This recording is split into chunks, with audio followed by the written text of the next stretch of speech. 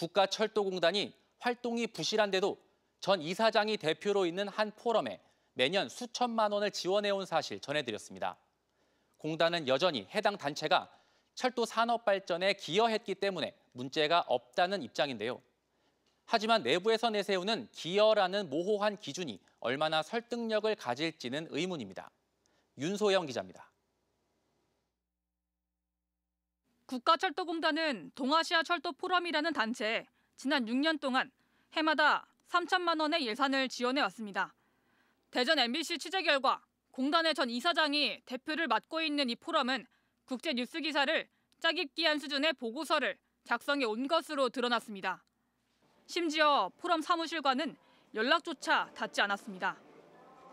내부 이쪽이 좀 많으셔가지고 선택하시고 오셔야 된다고 하시네요. 지금 상주하시는 인원이 없으신지.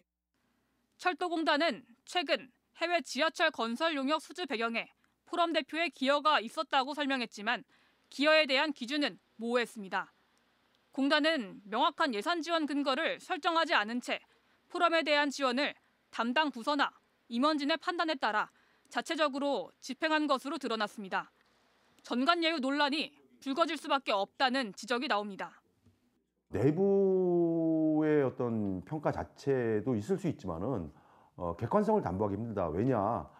이게 어떤 영역의 특성상 특정한 집단으로 구성되어 있는 사업을 할 수밖에 없거든요. 이해관계가 있는 사람들로 구성되거든요.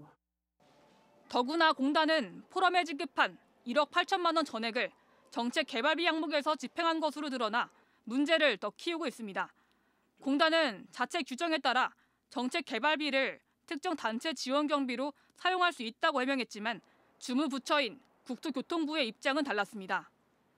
국토부는 내부 문서에는 엄연히 경비로 써야 하는 예산 항목이 마련돼 있다며 주무부처의 승인 없이 목적과 다른 예산을 지출해서는 안 된다고 밝혔습니다.